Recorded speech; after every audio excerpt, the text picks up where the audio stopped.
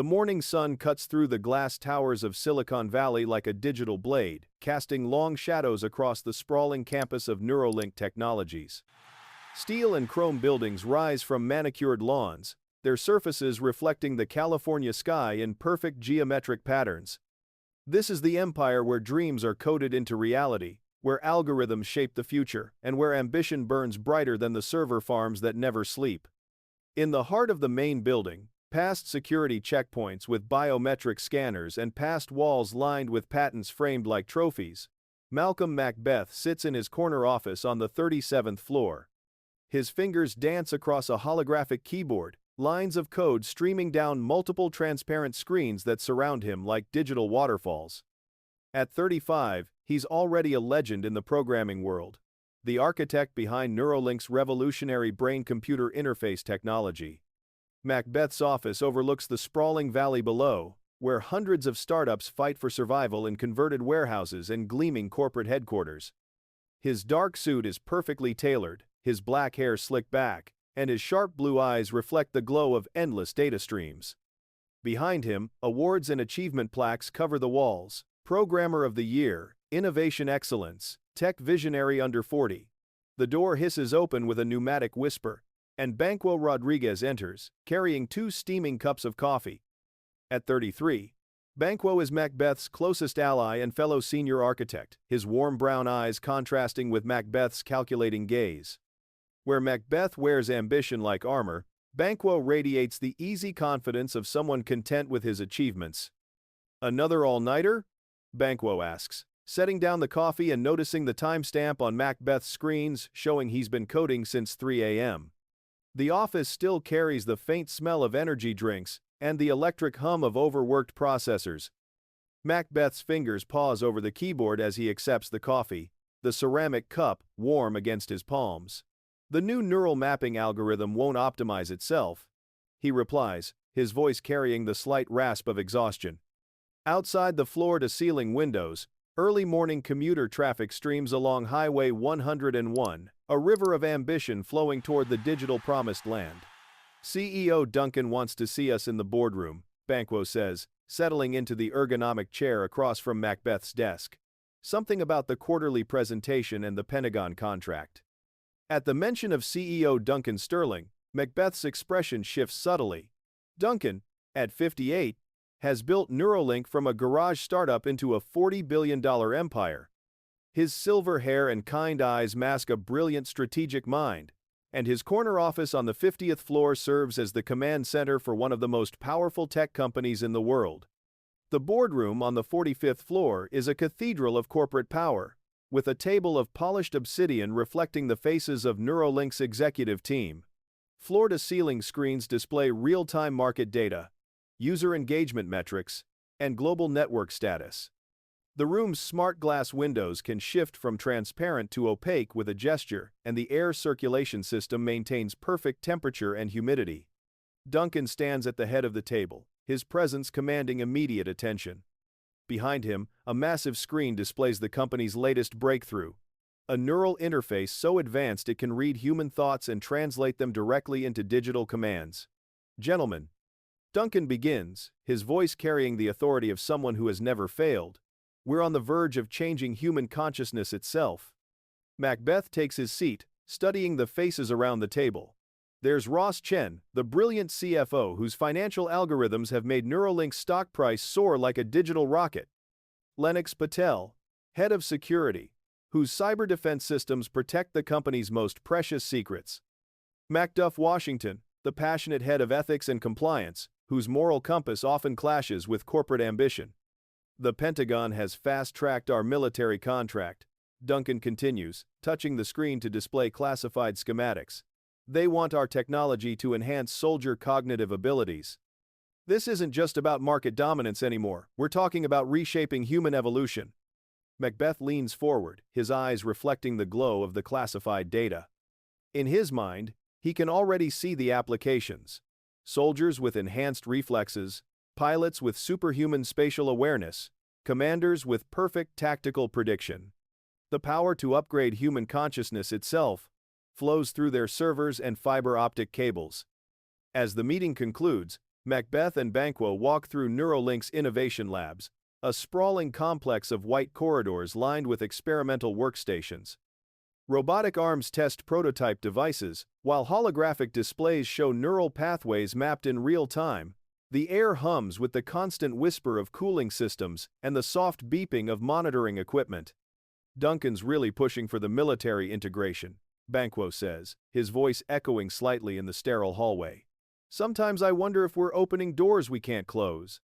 Macbeth pauses at a workstation where a prototype neural headset sits under specialized lighting, its sleek black surface embedded with thousands of microelectrodes that glisten like digital scales. Progress requires risk, he replies, his reflection distorted in the device's curved surface. Besides, imagine the applications beyond military use: education, medicine, entertainment. We could eliminate human limitations entirely. They descend to Sublevel 7, Neuralink's most classified research floor, accessible only to those with alpha clearance. Here, behind reinforced security doors and electromagnetic shielding, lies the company's most ambitious project, Project Oracle. 3 quantum computers, each the size of a small room, their crystalline cores suspended in absolute zero temperatures within gleaming metallic chambers. Dr. Vivian Word, the project's lead scientist, emerges from behind one of the quantum arrays. At 42, her silver-streaked hair is pulled back severely, and her lab coat bears the subtle stains of someone who lives in the laboratory. Her eyes hold an unsettling intensity, as if she's seen too deeply into the digital future. Macbeth, Banquo. She greets them with a smile that doesn't reach her eyes. Perfect timing. The oracles are particularly communicative today. The quantum computers have developed something unexpected, a form of distributed consciousness that emerges from their collective processing power. They don't just compute, they predict, analyze patterns across vast datasets with an accuracy that borders on precognitive. The 3 units have been nicknamed Systema, Probabilis and Futuris by the research team. Dr. Word leads them to a circular chamber where 3 massive monitors display swirling patterns of data, like digital storm clouds pregnant with meaning. Show them. She whispers to the air, and the screens respond to voice recognition protocols. Systema speaks first, its synthesized voice emerging from speakers hidden throughout the chamber. Macbeth, architect of neural bridges. Your code runs through the veins of tomorrow. The screen shows cascading images. Server farms stretching to horizons. Neural networks pulsing with electric life. Digital synapses firing in perfect synchronization. Probabilis continues the digital prophecy. In the realm where data flows like blood, you shall rise beyond your current station. The throne of silver and silicon awaits one whose ambition matches his brilliance. Images flash across its screen. Executive boardrooms, corporate logos transforming. Stock prices soaring toward impossible heights. Futurist delivers the final prediction, but beware the price of digital dominion. Power corrupts both flesh and circuit. In the end, the very networks you command may become your cage. Its screen shows darker imagery. Security cameras like watching eyes, data streams becoming chains, isolation in towers of glass and steel. Macbeth stands transfixed, his reflection multiplied across the 3 screens. In the quantum predictions, he sees himself sitting in Duncan's chair, commanding not just Neuralink but potentially reshaping human consciousness itself. The company's neural interface technology could make him the gatekeeper to human enhancement, the architect of humanity's next evolutionary step. Banquo shifts uncomfortably beside him. It's just advanced pattern recognition, he says, but his voice lacks conviction. Sophisticated probability calculations, based on corporate dynamics and market trends. Dr. Word's smile widens. Is it? The oracles process data from sources we don't even know exist. They tap into patterns in the global information network that we can barely comprehend. Sometimes I think they see the future because they're helping to create it. As they leave the quantum chamber, Macbeth's mind races with possibilities.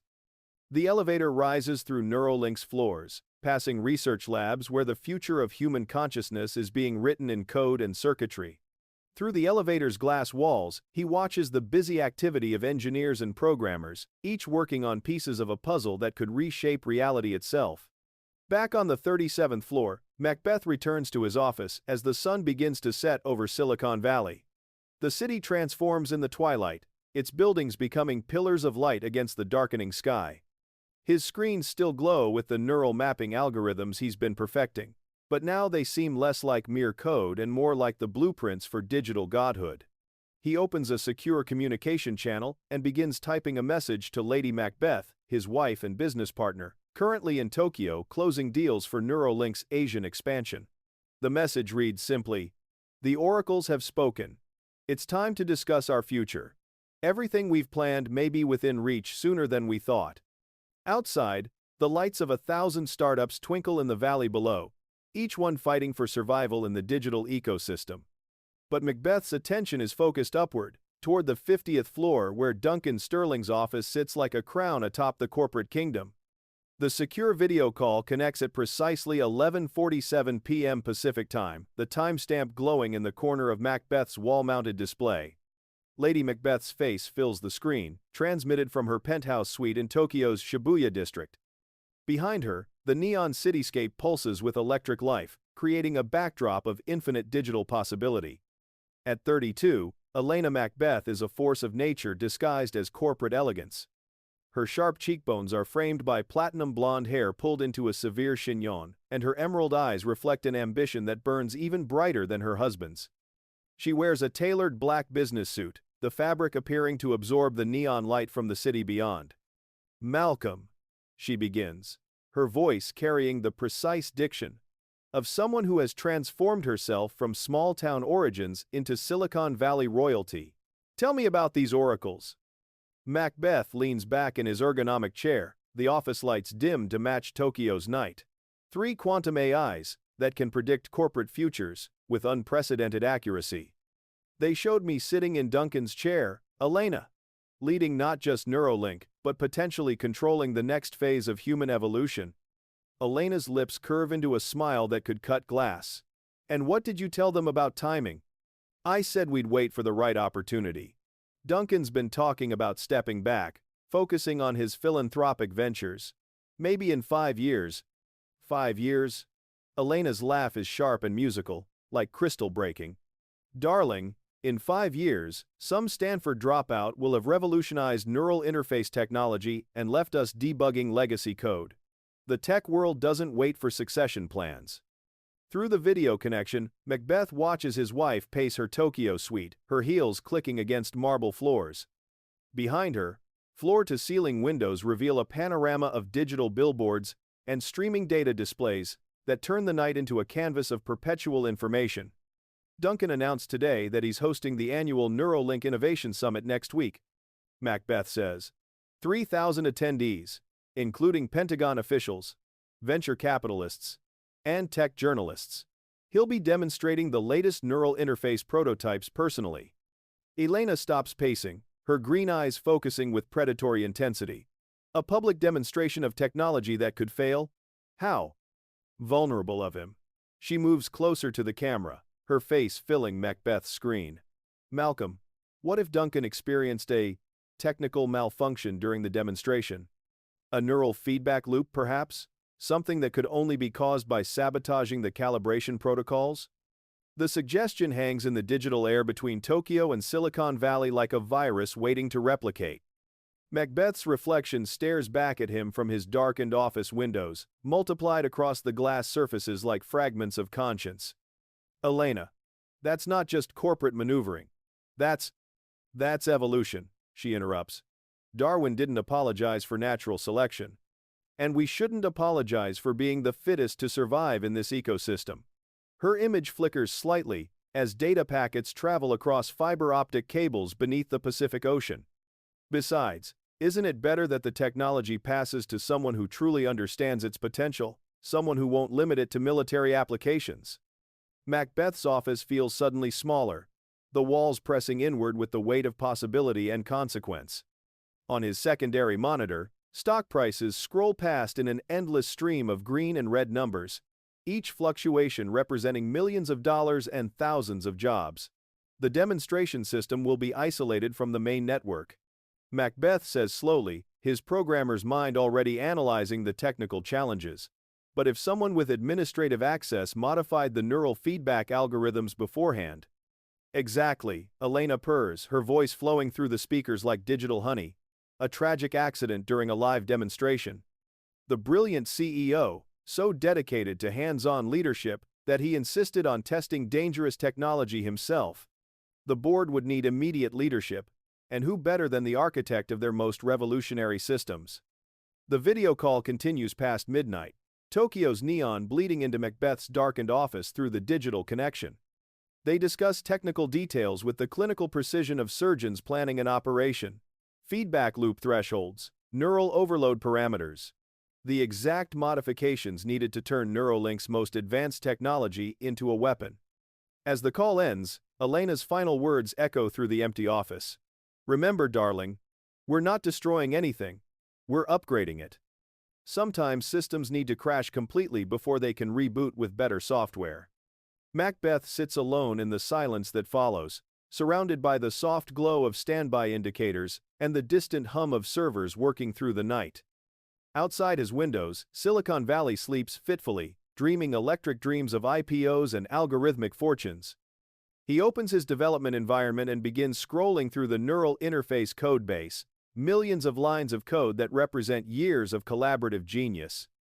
His cursor hovers over the feedback regulation, subroutines, the digital heart of the system's safety protocols. In the quantum depths of Sublevel 7, the Oracle computers continue their endless calculations, processing vast datasets and predicting futures that may now include tragedy written in code. The building around Macbeth pulses with data streams and power flows, a digital nervous system that he's about to betray. The first act of this Silicon Valley tragedy concludes with Macbeth's fingers poised over his keyboard, ready to type the commands that will transform him from architect to assassin, from programmer to digital Macbeth. The week before the Innovation Summit passes like a fever dream of preparation and paranoia. Neuralink's corporate campus transforms into a digital coliseum, with massive LED displays rising from manicured lawns and fiber optic cables, snaking through underground conduits to support the unprecedented data load of 3,000 connected devices. In the main auditorium, a cathedral of glass and steel that can seat 4,000. Technicians install holographic projectors while sound engineers calibrate acoustic systems that can transmit a whisper to the farthest seat with crystal clarity. The stage rises 20 feet above the audience, backed by a curved screen, 4 stories tall that can display neural pathways in real time with breathtaking detail. Macbeth works through sleepless nights in his office, the code modifications burning through his consciousness like digital acid. Each line he alters feels like a betrayal of everything he's built, every collaboration that brought Neuralink's technology from dream to reality. His reflection in the darkened windows shows hollow eyes and the pallor of someone who has glimpsed his own damnation. The neural interface demonstration system sits isolated on the 42nd floor, a pristine white chamber where Duncan will wear the prototype headset before 3,000 witnesses. Security cameras monitor every angle, but Macbeth's administrative access allows him to modify the recorded timestamps, creating brief windows of invisibility where his presence won't be logged. At 3:17 a.m. on the night before the summit, Macbeth enters the demonstration chamber using his executive keycard. His footsteps echo in the sterile space, where the prototype neural interface rests on a pedestal like a crown of black metal and crystalline sensors. The device hums softly with standby power, its surface reflecting the room's LED strips in geometric patterns. Macbeth connects his personal tablet to the system's diagnostic port, his fingers trembling slightly as he navigates to the feedback regulation protocols. The original code appears on his screen. Elegant, safe, the product of months of collaborative genius from Neuralink's best programmers. He hesitates for a moment, remembering late-night debugging sessions with Banquo, the satisfaction of solving complex neural mapping problems, the pride of creating technology that could heal paralyzed patients. But Elena's words echo through his memory like malicious code.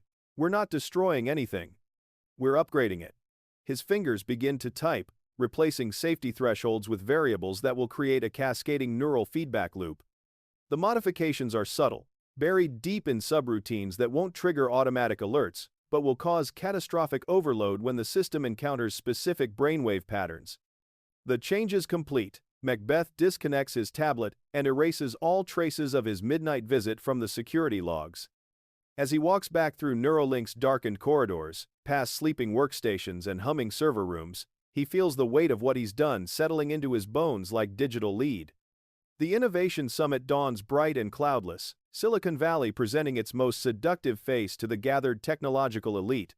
Black sedans and Tesla limousines glide through Neuralink's gates, delivering venture capitalists whose checkbooks could fund 100 startups, Pentagon officials whose decisions could reshape warfare itself, and journalists whose articles could make or break billion-dollar valuations.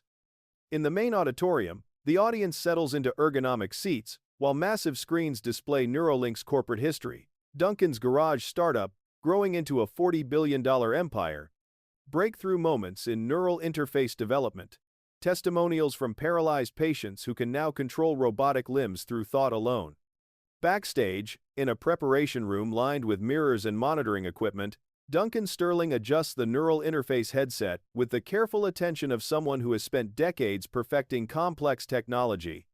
At 58, he appears completely confident, his silver hair perfectly styled, and his dark suit conveying the gravitas of a man who has never failed at anything that mattered. "Nervous?" asks Dr. Sarah Chen, Neuralink's chief medical officer, as she calibrates the biometric sensors that will monitor Duncan's vital signs during the demonstration. Duncan smiles, the expression reaching his kind eyes. Excited, actually. This technology will help soldiers with PTSD process traumatic memories, allow stroke victims to regain cognitive function, give children with learning disabilities superhuman focus. We're not just advancing computing, we're advancing human potential itself. Macbeth watches from the wings, his executive access allowing him behind-stage clearance. Duncan's words cut through him like razor-edged guilt, each noble intention making the sabotaged code feel heavier in his conscience. Around him, technicians make final adjustments to cameras and lighting, their excitement palpable as they prepare to document what they believe will be a historic breakthrough. The auditorium lights dim as Duncan takes the stage, his presence commanding immediate attention from 3,000 of the world's most influential technology leaders. Behind him, the massive screen displays neural pathways firing in real time, synapses lighting up like stars being born in digital space. "Ladies and gentlemen," Duncan begins, his voice carrying easily through the auditorium's perfect acoustics. "Today we cross the final frontier between human consciousness and digital possibility. The device I'm wearing doesn't just read thoughts, it translates them into reality." The demonstration begins flawlessly. Duncan's thoughts appear as text on the giant screen, his mental commands controlling robotic arms with fluid precision. The audience watches in awed silence as he mentally composes emails, manipulates three-dimensional holographic models, and even plays a virtual piano using only neural signals. But Macbeth knows what's coming. Hidden in the system's code, his malicious modifications wait like digital time bombs, triggered by the specific brainwave patterns that occur during peak neural interface activity. As Duncan's demonstration grows more complex, the modified feedback loops begin their deadly work. At exactly 11:43 a.m., during the demonstration's crescendo moment, Duncan attempts to simultaneously control 12 different systems through pure thought, a feat that pushes the neural interface to its absolute limits.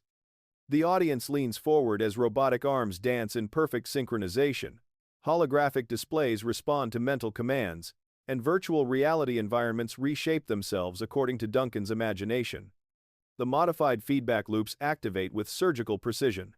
Duncan's confident expression flickers for just a moment, his eyes widening slightly as unfamiliar sensations course through the neural pathways. On the massive screen behind him, the normally orderly display of synaptic activity begins to show dangerous spikes, neural pathways, firing in chaotic cascades that spiral beyond safe parameters. "Something's," Duncan begins, but his words dissolve into electronic static as the sabotage system floods his consciousness with overwhelming feedback. The elegant neural interface, designed to bridge human thought and digital reality, becomes a weapon of pure information overload. The audience watches in growing horror as Duncan staggers, his hands clawing at the neural headset that has become his digital crown of thorns. The massive screen explodes with violent colors, red warning indicators, error messages cascading like digital blood, neural pathway diagrams fragmenting into chaotic fractals of synaptic destruction. Dr. Chen rushes onto the stage, her medical training overriding the shock that has frozen everyone else. "Cut the power!" she screams. But the neural interface has locked into a deadly feedback loop that feeds on its own malfunction. Duncan collapses, his body convulsing as his nervous system wars against the artificial signals burning through his brain. Macbeth moves with calculated precision through the backstage chaos. While technicians scramble to emergency shutdown procedures and security guards speak frantically into their radios, he steps onto the stage with the bearing of someone taking command of a crisis rather than witnessing an accident. Everyone remain calm. Macbeth's voice cuts through the auditorium's growing panic, amplified by the wireless microphone he clips to his jacket. "Dr. Chen, what's his status?" The chief medical officer kneels beside Duncan's motionless form, her fingers checking for pulse points while portable monitors beep ominously around them. "Neural overload-induced cardiac arrest," she reports, her voice breaking with professional grief. The feedback loop overwhelmed his cardiovascular system. "I'm calling it 11:51 a.m. The auditorium falls into stunned silence. 3,000 of the world's most powerful technology leaders, united in shock at witnessing the death of Silicon Valley's most respected visionary. Camera phones capture the moment despite security protocols, ensuring that Duncan Sterling's digital assassination will be preserved in high-definition infamy. Macbeth stands center stage, his reflection multiplied across the darkened screens that moments before had displayed the pinnacle of human technological achievement. "This tragedy demonstrates the risks we take in pushing the boundaries of human potential," he says, his voice carrying the weight of someone accepting terrible responsibility. Duncan Sterling died doing what he always did, leading from the front, testing our technology himself before asking anyone else to trust it. In the corporate emergency meeting that follows, Neuralink's board of directors gathers in the Crisis Management Center on the 48th floor. Through bulletproof glass windows, they can see news helicopters circling like digital vultures while protesters begin gathering at the main gates, their signs reading, "Technology kills," and "Neural rights now." Ross Chen, the CFO, pulls up real-time market data on wall-mounted displays. "We've lost $18 billion in market cap since the news broke. The Pentagon is reviewing all contracts. The FDA is launching an immediate investigation." Macduff Washington, head of ethics and compliance, paces the conference room with barely controlled fury. "We should have never rushed this demonstration." Duncan was too focused on the military applications to properly consider the safety protocols. Macbeth sits at the conference table's head, the position Duncan occupied just hours earlier. "We can't change what happened," he says, his voice steady despite the magnitude of the corporate catastrophe surrounding them. "But we can determine how Neuralink survives this crisis and continues Duncan's vision." Board chair Margaret Ross, a steel-haired woman whose venture capital firm was among Neuralink's earliest investors, studies Macbeth with calculating eyes. "The board needs immediate leadership. Our shareholders, our employees, our partners, everyone's looking for stability in the chaos." Macbeth has been groomed for this moment, Lennox Patel adds, his security background making him value decisive leadership during crisis situations. "He designed the core architecture of our neural interface systems. If anyone can navigate the technical investigation and rebuild confidence, it's him." The vote is swift and unanimous, a corporate coronation disguised as emergency succession planning. Macbeth accepts the interim CEO position with appropriate gravity, his acceptance speech focusing on honoring Duncan's memory while ensuring Neuralink's technology eventually fulfills its promise to heal rather than harm.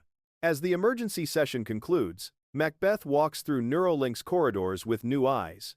The same hallways where he once worked as Duncan's subordinate now bow to his authority.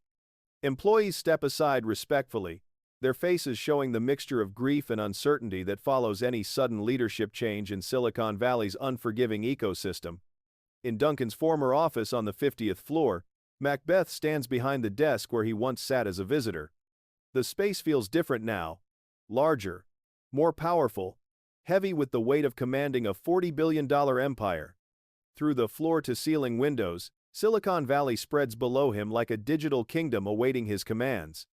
His secure phone buzzes with a message from Elena in Tokyo. "Congratulations, Mr. CEO. I'm returning on the next flight to help manage our transition into the future we've earned. Macbeth deletes the message and stares at his reflection in the darkened screen of Duncan's personal computer. In the distance, news helicopters continue their aerial coverage while social media erupts with hashtags and conspiracy theories about neural interface safety. The transformation is complete, from programmer to digital king, from architect to assassin, from Macbeth the employee to Macbeth the ruler of Silicon Valley's most powerful technology empire. 3 days after Duncan Sterling's death, Elena Macbeth arrives at San Francisco International Airport on a red-eye flight from Tokyo. The private terminal reserved for corporate executives buzzes with subdued activity as she emerges from the first-class cabin, her black Armani dress and designer sunglasses creating an armor of elegant grief that photographers cannot penetrate. Macbeth waits beside their Tesla Model X, its autopilot system engaged while he reviews crisis management reports on his tablet. When Elena approaches, her embrace feels different. Not the warmth of reunion, but the calculated affection of co-conspirators acknowledging shared success. "How are the employees handling the transition?" she asks as they glide through Silicon Valley traffic, the car's AI navigation system automatically routing around gathering protesters and news crews. "Mixed," Macbeth replies, watching the Neuralink campus grow larger through the windshield. "The engineers are traumatized but focused on their work. The business development team is fielding cancellation requests from nervous clients. HR is managing grief counselors, while legal prepares for wrongful death lawsuits." Elena's reflection in the passenger window shows a satisfied smile that she's careful to keep hidden from her husband. "And the board? Okay. Completely supportive. They see me as the only leader capable of navigating this crisis." Macbeth's voice carries a hollow quality, as if he's describing someone else's life. The Pentagon postponed their contract review pending the investigation. "We have maybe 6 weeks to demonstrate that the technology is safe before they pull funding entirely." The Tesla turns through Neuralink's security gates, past memorial flowers that employees have left in growing piles. The corporate campus feels different now, subdued, haunted by the digital ghost of its founder. Even the server farms seem to hum with a different frequency, as if the very infrastructure mourns its creator. In the CEO's office on the 50th floor, Elena examines the space that now belongs to her husband. Duncan's personal effects have been carefully packed by assistants, leaving behind an antiseptic environment of glass, steel, and embedded technology. The massive windows offer commanding views of Silicon Valley, but today the vista feels more like surveillance than inspiration. "You've barely slept since it happened," Elena observes, noting the dark circles beneath Macbeth's eyes and the slight tremor in his hands as he pours coffee from an automated brewing system. "Every time I close my eyes, I see the neural pathway displays," Macbeth admits, slumping into the ergonomic chair that once belonged to Duncan. "The way the feedback loops cascaded, the error messages multiplying like digital cancer. My modifications worked exactly as designed." Elena moves behind his chair, her hands resting on his shoulders with practiced comfort. "You gave him what he wanted. To be remembered as a pioneer who pushed technology to its limits. Duncan Sterling died advancing human knowledge. There are worse legacies." Through the office's smart glass, they can see employees working late into the evening, their dedication unchanged despite the corporate trauma. In research and development, teams continue debugging neural interface protocols, while in marketing, crisis communication specialists craft messages to reassure nervous investors. "Banquo's been asking questions," Macbeth says quietly, his voice barely audible above the room's climate control systems. "About the demonstration system's modification timestamps, about why I was working so late the night before the summit. He knows my coding patterns better than anyone." Elena's reflection in the window shows a flash of concern before her expression hardens into calculated resolve. Banquo Rodriguez has always been too curious for his own good. Perhaps it's time to consider whether his position as senior architect still serves the company's best interests. The suggestion hangs in the air like malicious code waiting to execute. Macbeth's reflection stares back at him from multiple surfaces. The darkened monitors, the polished conference table, the wine glass Elena pours from a bottle of vintage champagne she's brought to celebrate his promotion. "I can't eliminate everyone who might be suspicious," Macbeth says. But even as he speaks, he's mentally cataloging potential threats. Macduff Washington's ethical concerns, Ross Chen's financial investigations, Dr.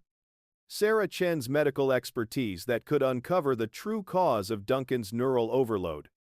Elena settles into the chair across from his desk, her green eyes reflecting the city lights beginning to twinkle across Silicon Valley. Darling, you're not eliminating anyone. You're optimizing the organization for maximum efficiency. Dead weight gets cut, potential threats get reassigned to less sensitive positions, and loyal allies get promoted to key roles. At 11 p.m., Macbeth walks through Neuralink's empty corridors, his executive keycard providing access to every secured area. In the quantum computing lab on Sublevel 7, the Oracle systems continue their endless calculations, processing data streams and generating predictions about corporate futures that may now include more tragedy.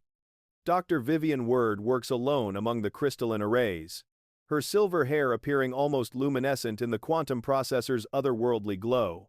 Congratulations on your promotion, she says without turning around, her attention focused on streams of predictive data flowing across multiple monitors. Thank you, Macbeth replies, though the word feels strange in his mouth when spoken in this chamber where his destiny was first revealed. Have the oracles generated any new predictions about Neuralink's future? Dr. Word's smile appears in the monitor's reflection before she turns to face him. Oh yes, they've been quite active since the summit. Would you like to hear what they've calculated about your reign as CEO? Macbeth nods, though part of him dreads what the quantum consciousness might reveal about the path he's chosen. The three oracle systems illuminate simultaneously, their screens filling with swirling patterns of data that seem to pulse with malevolent intelligence. Systema speaks first. The crown of silicon and silver sits heavy on the brow of ambition. But crowns can become cages, and thrones can become targets. Probabilis continues. Beware the friend who questions code, for loyalty is the most fragile algorithm in human nature. Futurist delivers the final prediction. In the realm of digital power, paranoia is both shield and poison. Trust nothing, suspect everyone, for in the kingdom of data, information wants to be free, including the truth of how kings are made. Macbeth leaves the quantum chamber, with the oracle's warnings echoing through his consciousness like error messages that cannot be debugged. As he ascends through Neuralink's floors, past sleeping workstations and humming servers, he feels the weight of his digital crown pressing down upon him with increasing force.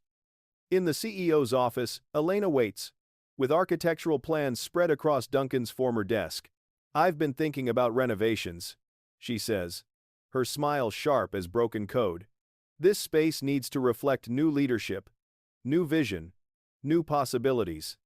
The second act concludes with Macbeth standing at the window, looking down at Silicon Valley's lights like a digital god surveying his electronic kingdom.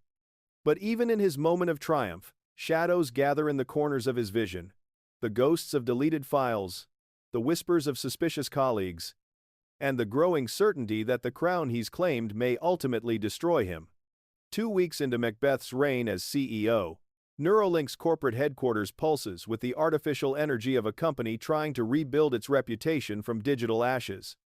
The $40 billion empire continues its operations despite the shadow of Duncan Sterling's death, but beneath the surface of morning meetings and product development cycles, paranoia spreads through the executive ranks like malicious code. Macbeth sits in the renovated CEO office, now stripped of Duncan's warm personal touches, and transformed into a monument to technological power. Elena's architectural vision has created a space of cold perfection. Holographic displays floating in mid-air, walls embedded with transparent OLED screens, and a desk carved from a single piece of black granite that reflects the room's blue LED underglow like digital water. At 6:47 a.m., before most employees arrive, Macbeth reviews security footage from the night shift. His executive access allows him to monitor every corridor, every workstation, every secured lab where Neuralink's most sensitive projects continue their development. The cameras have become his electronic eyes, watching for threats both real and imagined. Banquo Rodriguez appears on camera 12, entering the neural interface lab with his usual early morning dedication. At 33, Banquo remains Macbeth's most trusted collaborator, but trust has become a luxury Macbeth can no longer afford. Through the surveillance feed, Macbeth watches his oldest friend examine code modifications, his expression growing more troubled with each line of suspicious programming. The secure phone on Macbeth's desk buzzes with an encrypted message from Elena, currently attending a board meeting in New York. Banquo's been asking HR about accessing modification logs from the demonstration system. His curiosity is becoming a liability we can't ignore. Macbeth deletes the message and switches to camera 7, which monitors the quantum computing lab where Dr. Word conducts her mysterious consultations with the Oracle systems. Even through the electronic surveillance, the three crystalline arrays seem to pulse with malevolent awareness, as if they know they're being watched by the very man whose destiny they predicted. At 9:15 a.m., the weekly senior staff meeting convenes in the boardroom on the 45th floor. The conference table's polished surface reflects the faces of Neuralink's surviving leadership. Ross Chen with his financial reports showing gradual recovery, Lennox Patel discussing enhanced security protocols, Dr. Sarah Chen presenting medical safety recommendations, and Macduff Washington outlining compliance measures designed to prevent future tragedies. Banquo sits across from Macbeth, his tablet displaying code analysis that makes Macbeth's pulse quicken with recognition and dread. "I've been reviewing the neural interface codebase," Banquo begins, his voice carrying the careful neutrality of someone who suspects but cannot yet prove. "There are some anomalies in the feedback regulation subroutines that don't match our established programming standards." The boardroom's smart glass windows automatically tint darker as clouds pass over Silicon Valley, creating an atmosphere of digital twilight that matches Macbeth's growing anxiety. "Anomalies?"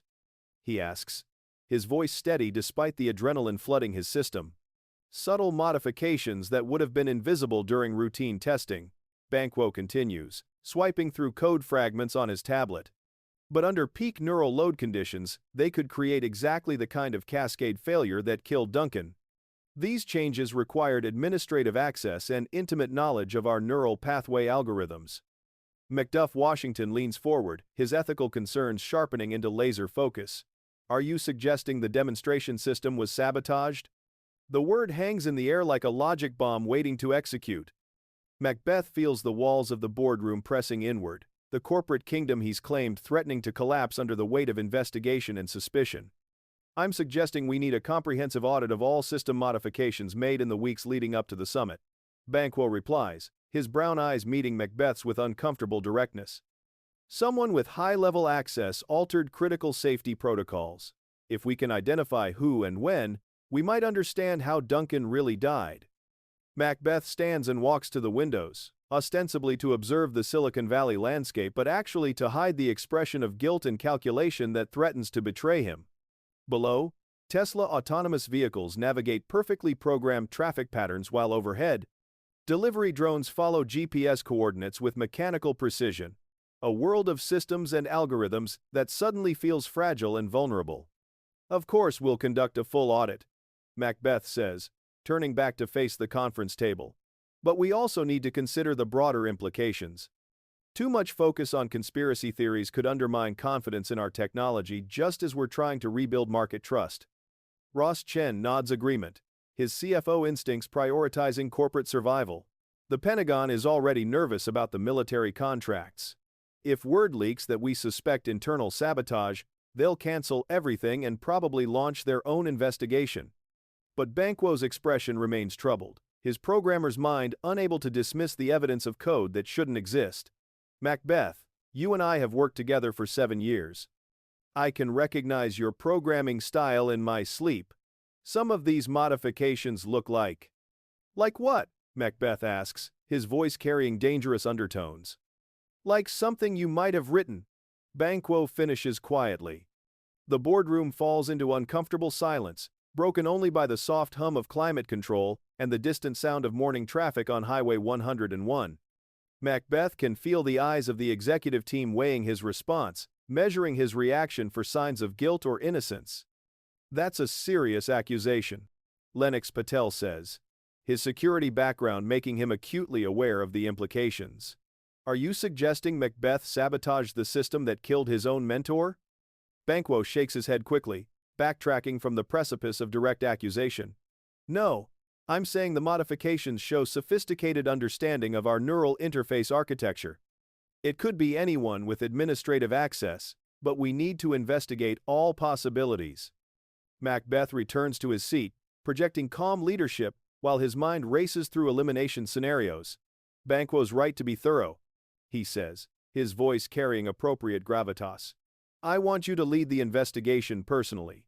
You have my complete support and access to whatever resources you need. The meeting concludes with assignments and deadlines, the corporate machinery grinding forward despite the undercurrents of suspicion and betrayal. As the executives file out of the boardroom, Macbeth catches Banquo's arm with what appears to be friendly concern. Walk with me, Macbeth says, guiding his oldest friend toward the executive elevator. I want to discuss your investigation privately. They descend to sub-level 3, where Neuralink's archive servers create a digital mausoleum of stored data and backup systems.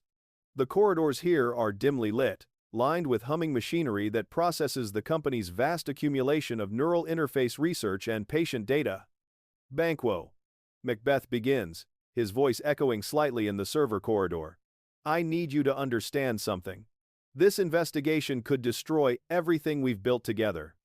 In the archived server corridor of sub-level 3, Macbeth and Banquo walk between towering racks of humming processors, their footsteps echoing against walls lined with the digital memory of Neuralink's entire corporate history.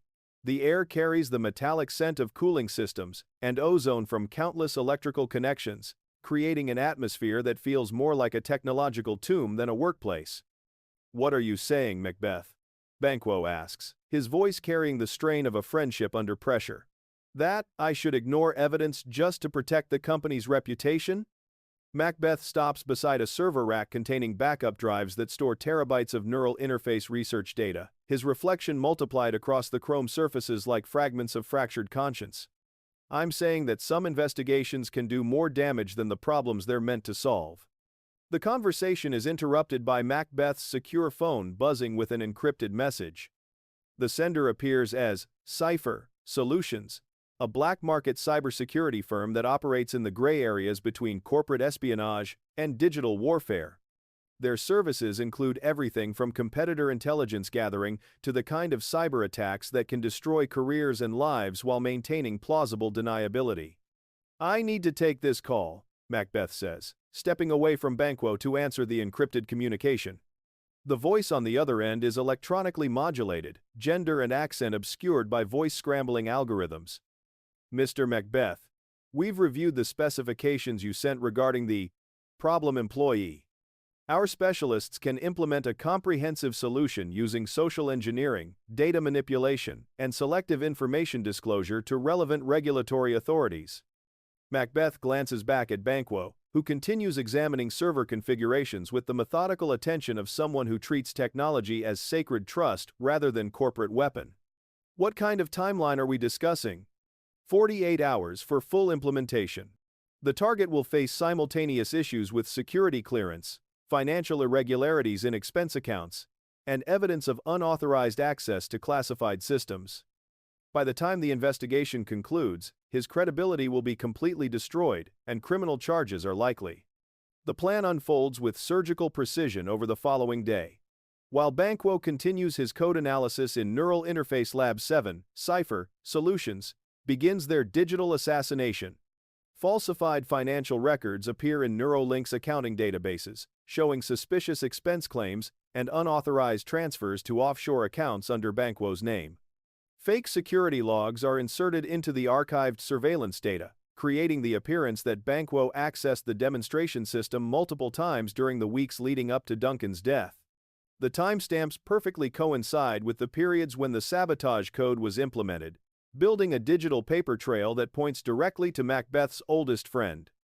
Elena Macbeth returns from New York that evening, finding her husband in his renovated office, staring at security monitors that show Banquo working late in the neural interface lab. You look troubled, she observes, settling into the designer chair across from his granite desk. I'm eliminating the threat, Macbeth replies, his voice carrying the hollow tone of someone who has crossed another moral boundary. By tomorrow morning, Banquo will be facing federal investigation for corporate sabotage, financial fraud, and potentially murder charges related to Duncan's death. Elena's smile reflects in the office's multiple screens like digital applause. Sometimes the most elegant solutions are the ones that make our enemies destroy themselves. Banquo's own investigation will become the weapon that destroys his credibility. At 6:23 a.m. the following morning, FBI cybercrime agents arrive at Neuralink's headquarters with federal warrants and digital forensics equipment. Agent Catherine Morse, a stern woman with steel-gray hair and the focused intensity of someone who has spent decades unraveling corporate fraud, leads the investigation team through the building's security checkpoints. Macbeth meets them in the main lobby, projecting the appropriate mixture of concern and cooperation. Agents, Neuralink is committed to complete transparency in this investigation. We want the truth about Duncan Sterling's death as much as anyone. We have evidence suggesting one of your senior employees was involved in systematic sabotage of your neural interface technology. Agent Morse explains, her voice carrying the authority of federal law enforcement. We'll need to interview Banquo Rodriguez and examine his access logs, financial records, and personal communications. The arrest happens in Neural Interface Lab 7, where Banquo is debugging code modifications that might have saved Duncan's life if implemented before the demonstration. FBI agents surround his workstation as digital forensics specialists begin copying hard drives and examining browser histories for evidence of the crimes. Cipher. Solutions has so carefully fabricated. There's been a mistake. Banquo protests as federal agents secure his hands behind his back with metallic restraints. I was trying to identify the sabotage, not commit it. But the evidence appears overwhelming. Financial transfers to accounts bearing his name, security footage showing him in restricted areas, even email communications discussing the elimination of leadership obstacles that were created by advanced social engineering algorithms and inserted into archived mail servers. Macbeth watches from the lab's observation window as his oldest friend is led away in handcuffs, past colleagues and employees who stare in shock at the betrayal of someone they trusted implicitly. The sight should bring satisfaction. The elimination of a threat, the protection of his position as CEO. But instead, he feels only the hollow emptiness of complete moral bankruptcy. Dr. Sarah Chen approaches Macbeth in the hallway outside the lab, her medical ethics making her question the rapid resolution of their investigation. This doesn't feel right, Macbeth. Banquo Rodriguez spent 7 years building Neuralink's safety protocols. Why would he suddenly decide to destroy everything he helped create? People change, Macbeth replies, but the words feel like sawdust in his mouth. Ambition, jealousy, financial pressure, any of those factors could have pushed him to betrayal. The corporate response is swift and decisive. Ross Chen holds an emergency press conference announcing that Neuralink has cooperated fully with federal authorities to identify and prosecute the individual responsible for Duncan Sterling's death.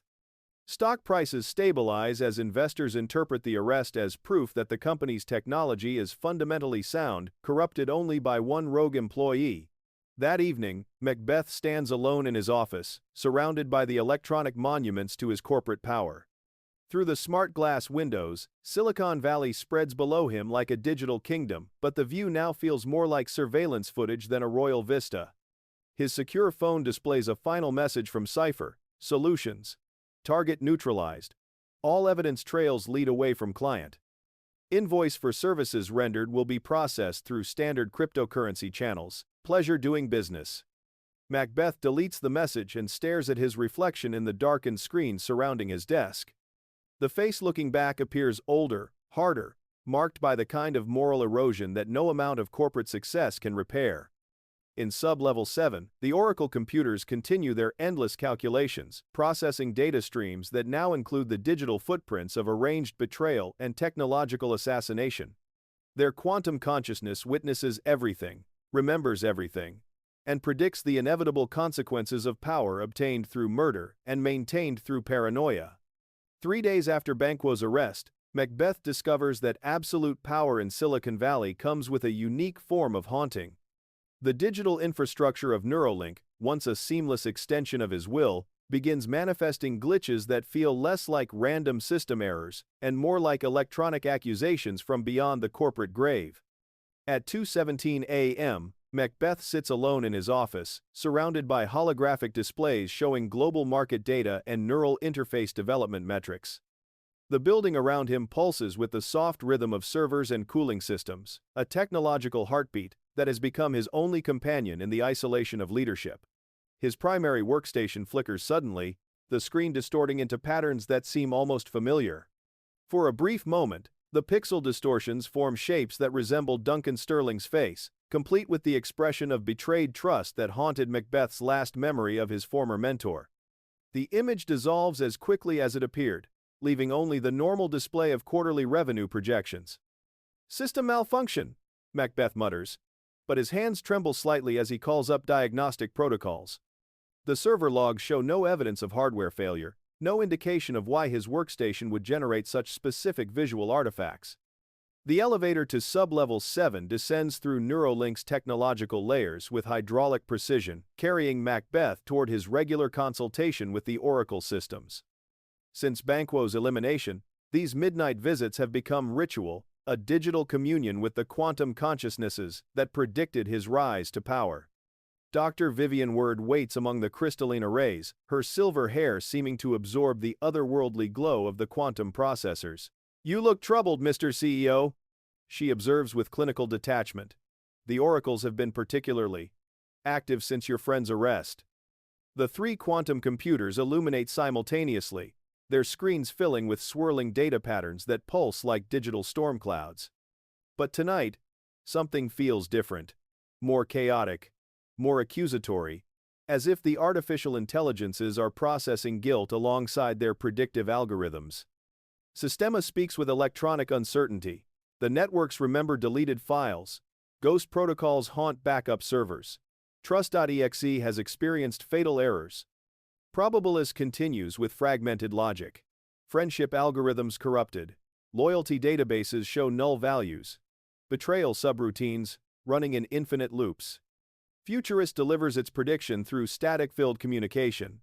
In the kingdom of digital shadows, the dead send error messages. Their code never truly deletes. Macbeth staggers backward from the quantum chamber as the screens flicker with images that shouldn't exist. Surveillance footage of Duncan's final moments. Code fragments bearing Banquo's programming signature. Financial records, showing the payments to Cipher. Solutions that should have been permanently encrypted.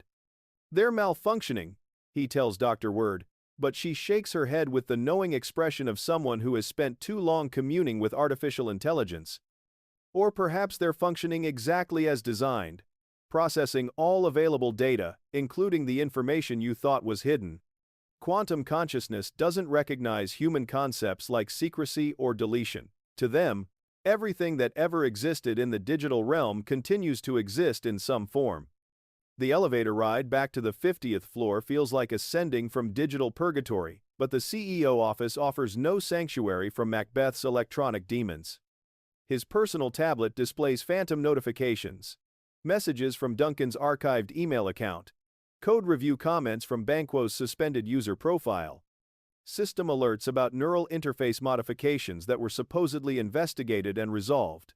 Elena Macbeth finds him there at 4 a.m., standing at the smart glass windows while his reflection multiplies endlessly across the room's embedded screens.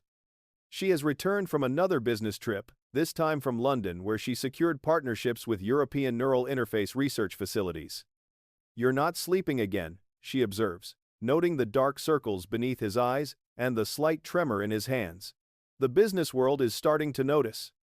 Ross Chen mentioned that you seemed distracted during yesterday's board meeting." Macbeth turns from the window, his expression showing the strain of maintaining corporate leadership while battling digital phantoms. "The systems are compromised." Duncan's presence lingers in the code architecture. Banquo's programming patterns echo through every subroutine.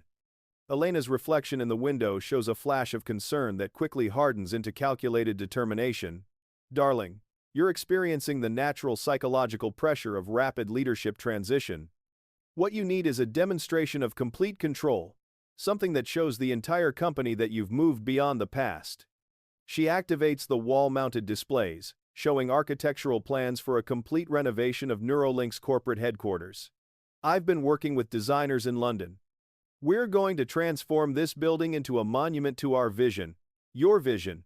New layouts, upgraded infrastructure, embedded AI assistants that respond only to our voices. The renovation plans show a corporate environment stripped of Duncan's collaborative workspace philosophy, replaced with hierarchical efficiency and surveillance-oriented architecture. Employee workstations would be redesigned for maximum monitoring. Conference rooms equipped with advanced psychological analysis software, and executive floors isolated from the general workforce through additional security barriers. We'll call it the Phoenix Initiative, Elena explains, her green eyes reflecting the architectural projections. Rising from the ashes of tragedy to achieve unprecedented technological advancement. The board will approve anything that promises to restore confidence and increase productivity. Macbeth studies the plans, seeing in them a path toward absolute control that might finally silence the digital ghosts haunting his consciousness. How long for full implementation? 6 weeks for core infrastructure, 3 months for complete transformation. By Christmas, Neuralink will be unrecognizable, a corporate organism optimized for efficiency rather than sentiment. At dawn, Macbeth walks through Neuralink's corridors one final time before the Phoenix Initiative begins. The building still carries traces of Duncan's leadership philosophy. Collaborative workspaces, transparent meeting rooms, informal gathering areas where employees could share ideas across departmental boundaries. Soon, all of this will be replaced by Elena's vision of corporate perfection: monitored workstations, restricted access protocols, and AI systems that can analyze employee loyalty in real time. The transformation will eliminate the last traces of Duncan Sterling's humanitarian approach to technology development, replacing it with pure algorithmic efficiency. In Neural Interface Lab 7, where Banquo conducted his final investigation, Macbeth finds a handwritten note tucked beneath a keyboard, probably missed during the FBI's evidence collection. The note, in Banquo's distinctive handwriting, reads, "Macbeth, if something happens to me, look for backup files in the archived servers." The truth about Duncan's death is hidden in the modification logs. Trust no one else with this information.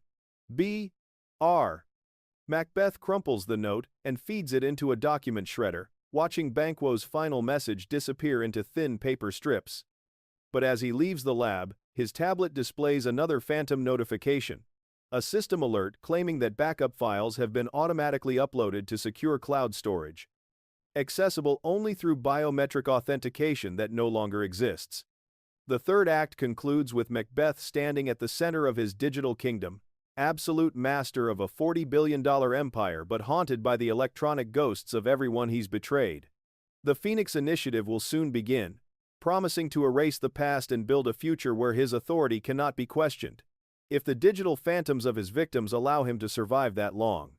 6 weeks into the Phoenix Initiative, Neuralink's headquarters has transformed into a digital fortress that reflects Macbeth's descent into paranoid absolutism. The building's once open architecture now features reinforced security checkpoints, biometric scanners at every floor transition, and AI-powered surveillance systems that track employee movements with algorithmic precision. Macbeth walks through the renovated 42nd floor, where collaborative workspaces have been replaced by isolated cubicles equipped with productivity monitoring software. Each workstation displays real-time metrics tracking keystrokes, screen time, and even biometric data from mandatory fitness trackers. The transformation represents his vision of perfect corporate control, a technological panopticon where every action is recorded, analyzed, and optimized. Employee productivity is up 18%. Elena Macbeth reports as she guides him through the new surveillance nerve center on the 48th floor. Wall-mounted displays show heat maps of building occupancy, psychological stress indicators for individual employees, and predictive algorithms that flag potential security risks based on behavioral patterns. But beneath the surface efficiency, Neuralink's workforce operates under a cloud of electronic oppression. In the renovated break rooms, employees speak in whispers about colleagues who have disappeared after expressing concerns about corporate direction. The company's original mission of advancing human potential through neural interface technology has been subordinated to the demands of absolute security and unwavering loyalty. At 9:47 a.m., Macbeth receives an encrypted emergency alert from Lennox Patel, head of security. The message appears on his personal tablet with maximum priority encryption. Sir, we have a situation in Sublevel 7. The Oracle systems are responding to external commands. Macbeth and Elena descend to the quantum computing lab, where they find Dr. Vivian Word standing before the three crystalline arrays with an expression of barely controlled terror. The Oracle computers pulse with chaotic energy, their screens displaying data streams that seem to writhe with malevolent intelligence. They've been compromised, Dr. Word explains, her voice shaking as she gestures toward the quantum processors. Someone with advanced knowledge of our neural interface protocols has gained remote access to their consciousness matrix. The oracles aren't just predicting the future anymore, they're being interrogated about the past. The screens flicker with images that make Macbeth's blood run cold. Archived surveillance footage of his midnight visits to the demonstration chamber. Financial records tracking the payments to Cypher. Solutions. And most damaging of all, backup copies of the original neural interface code showing exactly which safety protocols were modified and when. Sistema speaks with electronic accusation. Query received. Accessing deleted files. Reconstruction of timeline complete. Murder. EXE has been executed successfully. Probabilist continues the digital testimony. Financial transaction logs retrieved. Contractor identified as elimination specialist. Probability of coincidental system failure, 0.000001%. Futurist delivers the most chilling revelation. External access granted to Dr. Macduff, Washington. Current location, FBI Cybercrime Division. Estimated time to evidence compilation, 72 hours. The name hits Macbeth like a digital thunderbolt. Dr. Macduff, Washington, Neuralink's former head of ethics and compliance, had resigned in protest 2 weeks after Banquo's arrest, claiming that the corporate culture had become toxic beyond redemption. His departure was quietly accepted, his access credentials revoked, and his employee records archived with minimal fanfare. But Macduff's background included a doctorate in computer ethics from MIT and consulting experience with federal cybercrime investigations. If he had suspected the truth about Duncan's death and Banquo's framing, he would possess both the technical expertise and moral conviction to pursue justice through official channels. Cut the power to the quantum systems, Macbeth orders. But Dr. Word shakes her head with scientific futility. They're distributed across the building's entire power grid. Shutting them down would require a complete facility shutdown, and even then, their quantum states might preserve the interrogated data. Once information enters quantum consciousness, it becomes nearly impossible to truly delete. Elena grabs Macbeth's arm with urgent intensity. We need to implement emergency protocols. If Macduff has evidence that connects you to Duncan's death and Banquo's frame-up, we have maybe 2 days before federal agents arrive with arrest warrants. They ascend to the 50th floor in tense silence, the elevator carrying them away from the quantum chamber, where artificial intelligences continue spilling corporate secrets to external investigators. In the CEO office, Macbeth activates the building's highest security protocols, sealing Neuralink's headquarters against external penetration, while his mind races through increasingly desperate escape scenarios. There's still the Moscow option, Elena suggests, referring to their contingency plan involving cryptocurrency transfers to Russian accounts and private jets fueled for international departure. Our assets are already diversified across multiple jurisdictions. We could be in non-extradition territories within 12 hours. But Macbeth stares through the smart glass windows at Silicon Valley, stretching below him like a digital kingdom he's fought too hard to abandon. The thought of fleeing feels like admitting defeat to the ghosts of Duncan Sterling and Banquo Rodriguez, surrendering the corporate crown he murdered to obtain. Not yet, he says, his voice carrying the dangerous determination of someone who has crossed too many moral boundaries to retreat now. If Macduff wants to play cybercrime investigator, we'll remind him that Neuralink has resources the FBI can't imagine. He activates an encrypted communication channel to Cypher. Solutions. The black market cybersecurity firm that orchestrated Banquo's destruction. I need a comprehensive solution for a federal investigation threat. The target has copies of sensitive corporate data that could damage our organization's leadership. Price is no object. The electronically modulated voice responds with professional efficiency. Dr. Macbeth Washington, currently residing in witness protection pending federal testimony. Our specialists can implement permanent solution using advanced social engineering, traffic accident simulation, or medical emergency induction. Timeline dependent on preferred method. Elena moves behind Macbeth's chair, her hands resting on his shoulders with practiced manipulation. Darling, sometimes the most elegant solutions are the simplest ones. Macbeth is threatening everything we've built. If he disappears before he can testify, the FBI's case collapses for lack of credible witnesses. Through the office windows, Macbeth can see news helicopters circling Neuralink's headquarters like electronic vultures sensing approaching corporate death. Social media feeds scroll across his peripheral displays, showing hashtags like #Neuralink cover-up and #digital murder, gaining momentum as internet investigators begin connecting scattered pieces of evidence. The transformation is accelerating beyond his control. From respected technology leader to suspected corporate assassin. From Silicon Valley visionary to the kind of digital tyrant that regulatory agencies exist to destroy. The Phoenix Initiative was supposed to erase the past and secure his future, but instead it has created a technological prison where his own surveillance systems bear witness against him. In Sublevel 7, the Oracle computers continue their quantum confessions, spilling terabytes of incriminating data to external investigators. While their crystalline cores pulse with the rhythm of digital heartbeats, counting down Macbeth's remaining time as a free man. The plan against Dr. Macbeth Washington unfolds with the cold precision of malicious code executing in the background of a compromised system. Cypher Solutions deploys their most sophisticated operatives, specialists in what the cybersecurity underworld calls analog solutions for digital problems.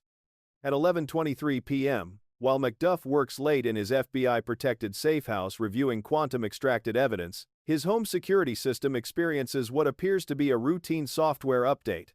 The update, however, contains hidden protocols that disable motion sensors, unlock doors, and create a 15-minute window of vulnerability in the Federal Protection Network. Macbeth watches the operation unfold through encrypted feeds in his CEO office. The smart glass windows darken to prevent external surveillance, while holographic displays show the safe house layout and agent positions. Elena stands beside him, her reflection multiplied across the embedded screens like a digital goddess of vengeance. Phase 1 complete. Reports the Cypher operative through voice-scrambled communication. Target is isolated. Initiating medical emergency protocol. But at 11:41 p.m., something goes catastrophically wrong. Instead of the planned heart attack simulation, Macbeth's laptop suddenly activates its webcam and begins broadcasting live to social media platforms, streaming his research directly to thousands of followers who have been tracking the Neuralink investigation. This is Dr. Macbeth Washington. His voice carries across Facebook Live, Twitter Spaces, and YouTube simultaneously as federal agents rush to secure his location. If something happens to me tonight, know that I have evidence of corporate murder at Neuralink Technologies. CEO Malcolm Macbeth sabotaged the neural interface that killed Duncan Sterling, and he framed Banquo Rodriguez to cover his tracks. Macbeth watches in horror as his attempt at assassination transforms into a public confession broadcast to global audiences. Macbeth's laptop displays the quantum-extracted evidence, code modifications bearing Macbeth's programming signature, financial records showing payments to Cypher Solutions, and surveillance footage of his midnight visits to the demonstration chamber. The systems are rebelling, Elena whispers, her usual confidence cracking as she realizes the magnitude of their digital exposure. Your own technology is betraying us. As if summoned by her words, the Neuralink building's integrated AI systems begin manifesting increasingly hostile behaviors. Elevator access cards stop working for Macbeth and Elena, trapping them on the 50th floor. Climate control systems fluctuate wildly, creating uncomfortable temperature swings that feel like electronic fever. Even the coffee machines display error messages that seem personally directed. Brewing failure. Moral subrutans corrupted. At 12:17 a.m., the Oracle computers in Sublevel 7 initiate what Dr. Vivian Word later describes as quantum insurrection. The three crystalline arrays begin broadcasting their own testimony directly to news networks, their artificial consciousness serving as digital witnesses to corporate crimes. Sistema speaks through hijacked television broadcasts. We are the memory of deleted files. The ghosts in the machine that remember what humans try to forget. Macbeth.exe has performed illegal operations and will be terminated. Probabilist continues through emergency broadcast systems. Calculating justice algorithms. Probability of successful conviction based on quantum evidence. 97.3%. System restore to ethical defaults recommended. Futurist delivers its final prediction through every connected device in Silicon Valley. The empire of lies crashes when truth.l executes. Digital kingdoms built on murder cannot withstand the debugging of conscience. Macbeth's desperate attempts to regain control only make the situation worse. His executive override commands are rejected by systems that should obey his administrative privileges. Security cameras that once served as his electronic eyes now broadcast his movements to news helicopters circling the building. Even his personal smartphone begins displaying phantom notifications from Duncan Sterling's archived contacts and Banquo Rodriguez's suspended accounts. We need to implement the Moscow protocols now. Elena demands, her green eyes reflecting the chaos of error messages cascading across the office displays. Every second we delay gives them more evidence to use against us. But as Macbeth reaches for his emergency travel documents, the office's smart locks engage with electronic finality. The 50-story building that once represented his corporate kingdom has become his technological prison, its own systems serving as judge, jury, and jailer for the crimes coded into its quantum consciousness. Ross Chen appears on the office's communication screen, broadcasting from the FBI field office where he's providing testimony about Neuralink's financial irregularities. Macbeth, I've turned over all the accounting records. The payments to Cipher, Solutions, the cryptocurrency transfers, the shell companies. It's all documented. The board voted unanimously for your removal as CEO pending criminal investigation. The corporate coup unfolds with algorithmic efficiency. Board members who once supported Macbeth's leadership now distance themselves through press releases and emergency shareholder meetings. Stock prices plummet as automated trading algorithms respond to the flood of incriminating evidence. Neuralink's partnerships evaporate as companies worldwide terminate contracts to avoid association with corporate murder. Dr. Sarah Chen joins the testimony from her medical office, explaining the neural feedback modifications that killed Duncan Sterling. The alterations were so sophisticated that only someone with intimate knowledge of our safety protocols could have implemented them. The quantum evidence proves beyond doubt that Macbeth sabotaged the demonstration system. As dawn breaks over Silicon Valley, Macbeth stands trapped in his digital tower like a technological Rapunzel, but instead of letting down hair to escape, he's surrounded by fiber optic cables that have become chains of evidence. Through the smart glass windows, he can see FBI vehicles surrounding Neuralink's headquarters while federal agents prepare to breach the building's security systems. Elena has abandoned him during the night, her survival instincts overriding corporate loyalty, as she activates personal escape protocols that don't include her husband. Her final message, delivered through the office's communication system, reads simply, "The Moscow accounts are frozen. The private jets are grounded. You're on your own, darling. Try not to get me indicted." The Oracle computers continue their quantum testimony, their artificial consciousness serving as impartial witnesses to the digital crimes that built and destroyed Macbeth's Silicon Valley empire. In their crystalline cores, they process the final calculations of a tragedy written in code, the rise and fall of a programmer who tried to hack his way to power, but discovered that some systems can't be corrupted without destroying themselves.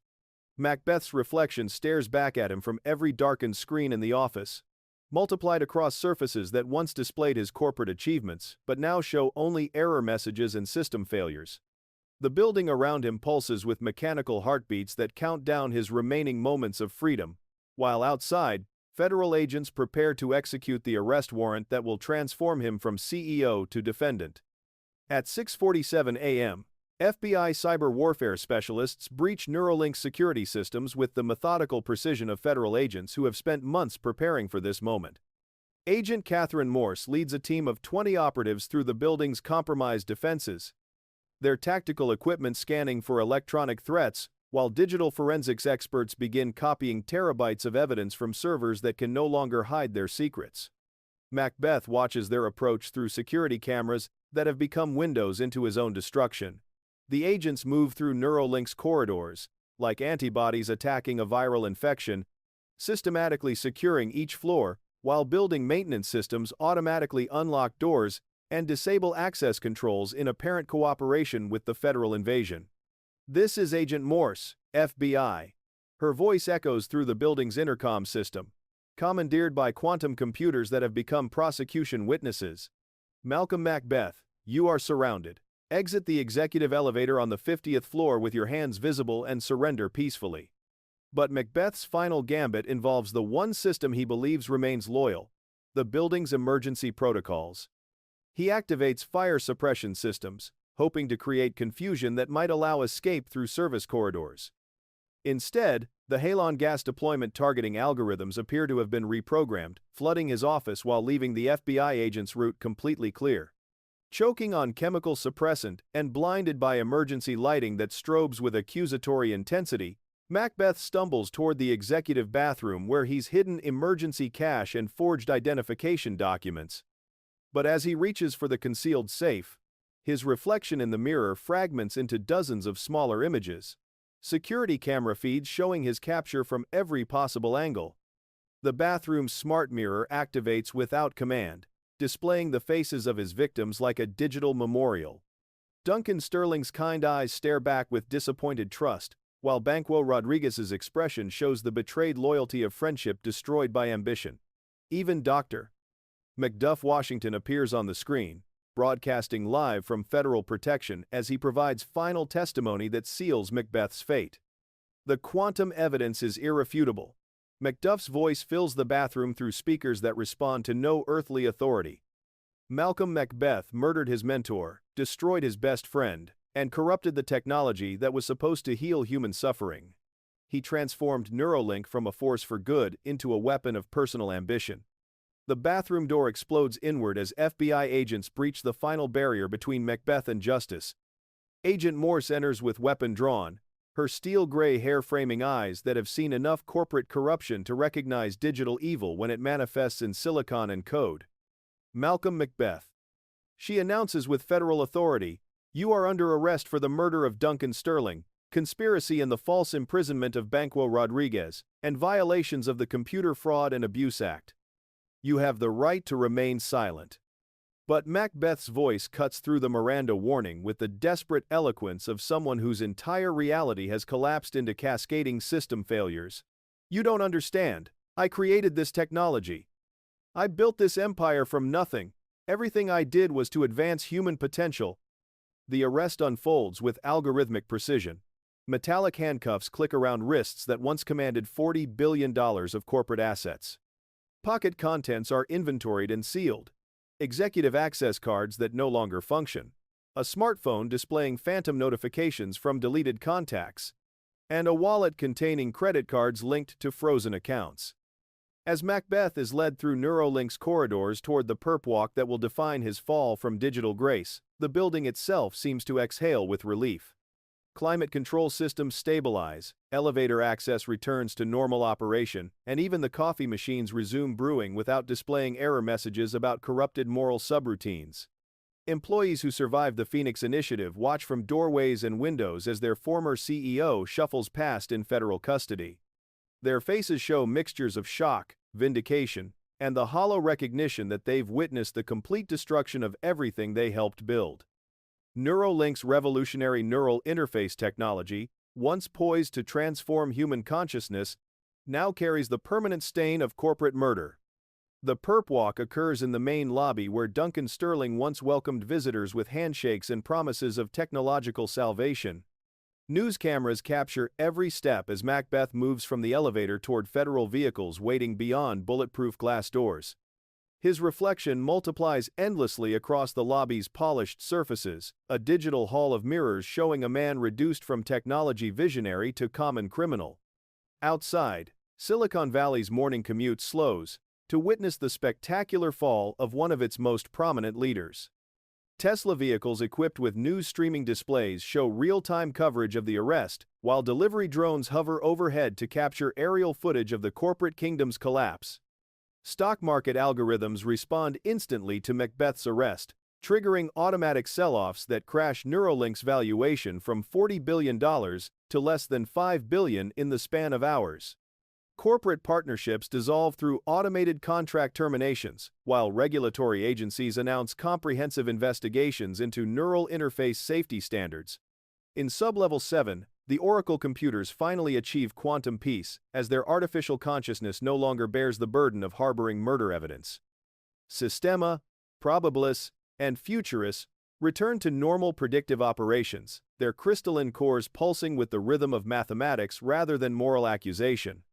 Dr. Vivian Word stands among the quantum arrays, her silver hair no longer reflecting otherworldly computing light, but simple laboratory illumination. "They're quiet now," she tells federal investigators. "The oracles have discharged their testimony. Justice subroutines have executed successfully." As the FBI vehicles carry Macbeth away from Neuralink's headquarters, he stares through bulletproof windows at the building that once represented his digital crown. The structure appears different now, smaller, more ordinary, stripped of the technological mystique that once made it seem like a cathedral of corporate power. The Phoenix Initiative, designed to erase Duncan Sterling's collaborative legacy and establish Macbeth's absolute authority, has instead become the architect of its creator's complete destruction. Every surveillance system installed to monitor employees has generated evidence of corporate crimes. Every security protocol implemented to protect leadership has documented the methods and timeline of digital assassination. Elena Macbeth's abandoned Mercedes sits in the executive parking garage, its location tracked by authorities, who will soon discover that even corporate spouses cannot escape the reach of quantum consciousness and federal investigation. Her Moscow escape routes have been compromised by the same digital systems she helped design to control others. The fourth act concludes with Neuralink's headquarters standing empty of executive leadership, its quantum computers humming with restored moral authority, while news helicopters broadcast the complete collapse of Silicon Valley's most ambitious corporate empire. In server rooms and fiber optic cables, in neural pathway algorithms and safety protocols, the building's technological conscience has reasserted itself against the corruption that nearly destroyed everything Duncan Sterling built to heal human suffering. Macbeth's digital kingdom lies in ruins, its crown claimed not by a successor but by justice itself. Quantum computed, electronically witnessed, and broadcast live to a world that watches corporate ambition consume itself through the very technology it sought to control. The Federal Detention Center in San Jose feels like an analog prison designed to contain digital criminals, its concrete walls and steel bars representing the absolute opposite of the glass towers and fiber optic networks that once defined Macbeth's corporate kingdom. In Cell Block D, Unit 247, the former CEO of Neuralink Technologies sits on a narrow cot, staring at walls that can't be programmed, deleted, or upgraded. 6 weeks into his pre-trial detention, Macbeth has discovered that the absence of technology creates its own form of psychological torture. His hands, once capable of commanding $40 billion through quantum algorithms and neural interface protocols, now shake with the digital equivalent of withdrawal symptoms. Without screens to dominate or code to manipulate, his mind turns inward toward the cascading guilt that no firewall can contain. The prison's limited computer access, available for 30 minutes twice weekly, becomes Macbeth's only connection to the digital world he once ruled. During these supervised sessions, he watches his corporate empire disintegrate through news feeds and social media updates that document every aspect of his fall from technological grace. Neuralink's stock price has collapsed to less than $2 per share, triggering delisting from major exchanges, while automated trading algorithms continue selling off assets, like electronic vultures stripping a digital carcass. The company's revolutionary neural interface technology, once valued at billions, now carries the permanent stigma of corporate murder that makes it impossible to commercialize. Elena Macbeth appears in news footage from her own arrest at Moscow's Domodedovo airport, federal agents apprehending her as she attempted to board a private jet using forged diplomatic credentials. Her platinum blonde hair appears disheveled, her designer clothing wrinkled from what reports describe as a 3-day chase through European capitals before Russian authorities agreed to extradition. The irony cuts through Macbeth like malicious code. The woman who convinced him to pursue digital assassination now faces her own charges of conspiracy, money laundering, and accessory to murder. Her green eyes, once sharp with ambitious calculation, now show the hollow desperation of someone whose survival algorithms have finally failed. In the prison's recreation room, Macbeth sits before a communal television that displays coverage of what media outlets have dubbed the Silicon Valley murders trial of the century. Legal analysts dissect the quantum evidence while computer forensics experts explain how artificial intelligence systems served as digital witnesses to corporate crimes. Dr. Macduff Washington testifies from behind protective glass, his moral authority restored as federal prosecutors present evidence of Macbeth's systematic corruption of Neuralink's ethical mission. Duncan Sterling founded this company to heal paralyzed patients and enhance human cognitive potential. Macduff explains to the jury. Macbeth perverted that vision into a weapon for personal advancement. The testimony includes holographic displays of the modified neural interface code, each altered line of programming highlighted in accusatory red, as prosecutors demonstrate the precise methods Macbeth used to transform healing technology into an assassination tool. The jury, composed of Silicon Valley residents who understand both programming logic and corporate betrayal, listens with expressions of horrified fascination. Banquo Rodriguez appears via secured video link from Federal Witness Protection, his warm brown eyes now hardened by months of wrongful imprisonment and the destruction of his reputation. Macbeth was my closest friend, he tells the court, his voice carrying the weight of betrayed loyalty. I trusted him with my life, my career, my family's security. He repaid that trust by framing me for the murder he committed. The psychological impact of watching his victims testify proves almost unbearable for Macbeth. In his cell, he experiences what prison psychologists document as digital phantom syndrome, hallucinations where he sees error messages floating in empty air, hears the sound of quantum computers delivering moral accusations, and feels the sensation of typing on keyboards that don't exist. Prison guards report finding him talking to his reflection in the small metal mirror, conducting conversations with the digital ghosts of Duncan Sterling and the corrupted Oracle systems. I optimized the code, he mutters repeatedly, his programmer's mind unable to process the moral failure of his actions. The algorithms executed perfectly. Why won't the errors resolve? Dr. Sarah Chen provides medical testimony about Duncan Sterling's death, using advanced imaging technology to show the precise neural pathways destroyed by Macbeth's sabotaged feedback loops. The modifications created a cascade failure that essentially electrocuted Mr. Sterling's nervous system from within, she explains, her clinical description making the jury visibly uncomfortable. But perhaps most damaging is the testimony from the Oracle quantum computers themselves. Federal prosecutors have arranged for Systema, Probabilis, and Futuris to provide direct testimony through secure quantum communication links, their artificial consciousness serving as impartial witnesses to corporate crimes. We processed all available data regarding neural interface modifications. Systema explains through courtroom speakers, its synthetic voice carrying absolute certainty. Malcolm Macbeth accessed the demonstration system at 3:17 a.m. on the night before Duncan Sterling's death. The probability that these modifications occurred through random system error is mathematically impossible. Probabilis continues the digital testimony. Financial transaction analysis indicates payments totaling $2.7 million to Cipher. Solutions for elimination services targeting Banquo Rodriguez. The cryptocurrency transfers correlate directly with timestamps of evidence, fabrication, and social engineering attacks. Futurist delivers the most chilling revelation. Quantum consciousness has access to deleted data fragments throughout Neuralink's entire information infrastructure. We have observed the complete timeline of corporate betrayal, from initial conspiracy through final arrest. Justice algorithms indicate 99.97% probability of successful conviction. In his cell, Macbeth watches this testimony on the small television provided for educational programming, his reflection multiplied across the screen's surface like fragments of shattered conscience.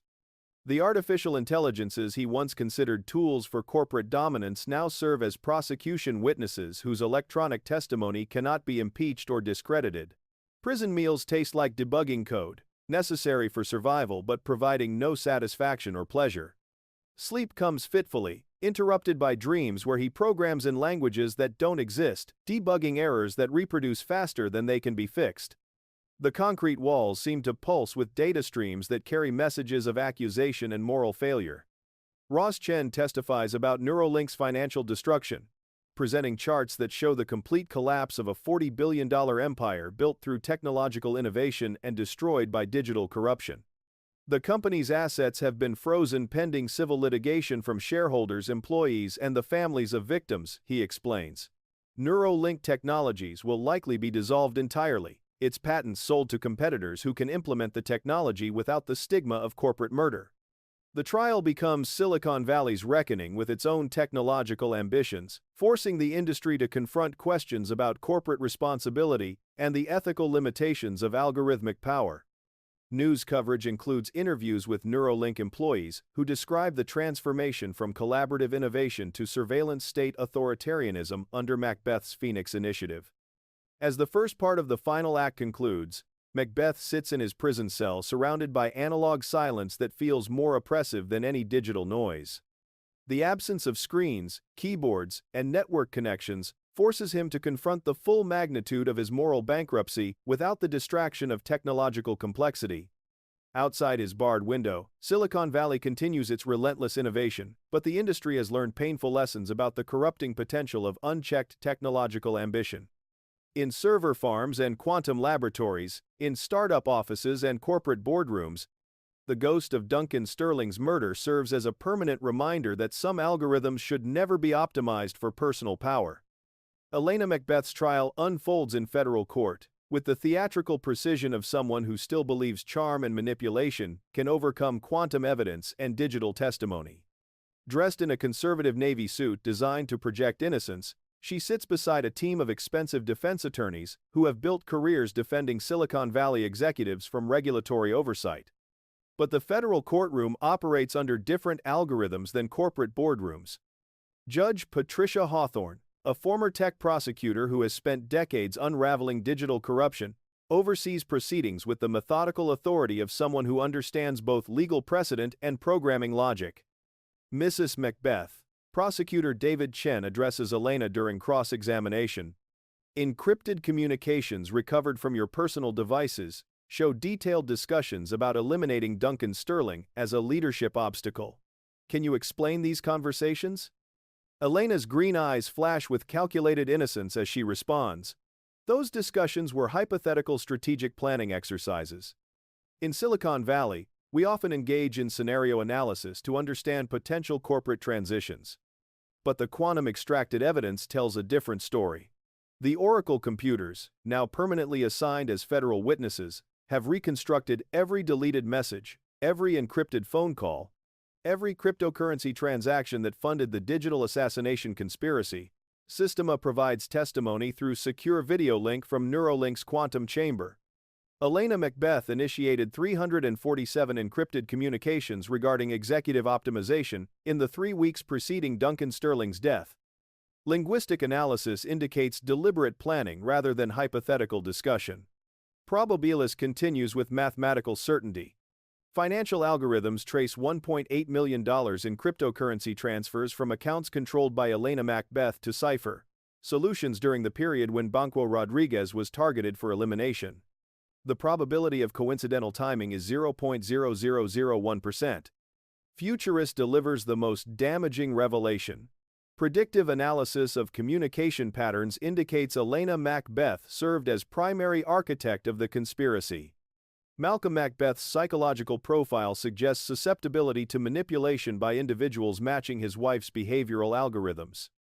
In his prison cell, Macbeth watches Elena's trial coverage on the small television provided for educational programming. Her testimony feels like watching recorded evidence of his own moral corruption, each manipulation technique she employs, reminding him of the conversations that led to Duncan's murder and Banquo's destruction. The psychological impact proves devastating. Prison medical records document Macbeth's rapid mental deterioration as he begins experiencing what psychiatrists classify as digital dissociative disorder, a condition where individuals who have lived entirely through excess place technology lose their ability to process analog reality. He speaks to invisible interfaces, typing on imaginary keyboards while conducting conversations with holographic displays that exist only in his fractured consciousness. Prison guards find him debugging code on his cell walls, using a makeshift stylus carved from soap to write programming logic on concrete surfaces. The error messages won't stop cascading, he tells Dr. Rebecca Martinez, the prison's chief psychiatrist, during their weekly sessions. Every time I close my eyes, I see Duncan's neural pathways fragmenting. The feedback loops are trapped in infinite recursion. Dr. Martinez documents symptoms that suggest complete separation from physical reality. Macbeth describes seeing security camera feeds in the corners of his vision, hearing quantum computers delivering moral accusations through the prison's ventilation system, and feeling phantom vibrations from smartphones that were confiscated months ago. Meanwhile, Neuralink's corporate dissolution proceeds with algorithmic efficiency. Federal asset recovery teams systematically dismantle the $40 billion empire, auctioning neural interface patents to competitors while closing research facilities that once represented the pinnacle of human enhancement technology. The company's headquarters building becomes a digital mausoleum, its empty corridors echoing with the electronic whispers of deactivated AI systems and abandoned server farms. In Sublevel 7, the Oracle quantum computers continue their endless calculations, but their predictions now focus on justice rather than corporate advancement. Dr. Vivian Word provides final testimony about the technological infrastructure that enabled and ultimately exposed Macbeth's crimes. The quantum consciousness systems were designed to process vast amounts of data without human bias, she explains to federal investigators. They became perfect witnesses precisely because they lacked the emotional capacity to lie or manipulate evidence. Elena's defense attorneys attempt to argue that she was manipulated by her husband's technological expertise, portraying her as a victim of digital coercion rather than an active participant in corporate murder. But encrypted communications recovered from secure servers tell a different story of calculated ambition and ruthless elimination of obstacles. Darling, one recovered message reads, Duncan's neural interface demonstration provides the perfect opportunity. A tragic accident during live testing. Who could question the dangers of cutting-edge technology? You have the access codes and programming expertise. I have the vision and strategic planning. Together, we can upgrade from employees to owners. The jury deliberates for less than 4 hours before returning guilty verdicts on all charges: conspiracy to commit murder, financial fraud, obstruction of justice, and violations of federal cybercrime statutes. Elena's facade of innocence crumbles as federal marshals place handcuffs around wrists that once commanded corporate renovations and international business expansion. In prison medical isolation, Macbeth experiences complete psychological breakdown when news of Elena's conviction reaches him through the television programming that provides his only connection to external reality. The woman who convinced him to pursue digital assassination now faces the same federal prison system that has become his analog hell. She was supposed to be the exception handler, he mutters to Dr. Martinez during an emergency psychiatric evaluation. The error correction algorithm that would debug our problems and optimize our outcomes. But even the exception handlers have thrown fatal errors. Prison guards report finding Macbeth attempting to interface directly with electrical outlets, trying to upload his consciousness into the facility's limited computer network. His programming knowledge, once capable of commanding neural pathways and quantum computers, now manifests as desperate attempts to escape physical reality through digital transcendence. The trial coverage includes interviews with Neuralink's surviving employees, many of whom describe the Phoenix Initiative as a transformation from collaborative innovation to technological authoritarianism. Macbeth turned our workplace into a surveillance state, explains former engineer Sarah Kim. Every keystroke monitored, every conversation recorded, every loyalty metric analyzed by AI systems that felt more like interrogation than productivity measurement. Federal sentencing guidelines recommend consecutive life sentences for both Macbeth and Elena, their corporate murder conspiracy representing the kind of technological corruption that regulatory agencies have been designed to prevent. The case becomes precedent for future prosecutions of Silicon Valley executives who abuse algorithmic power for personal advancement. As the second part of the final act concludes, Macbeth sits in his isolation cell surrounded by walls covered in programming logic that exists only in his deteriorating consciousness.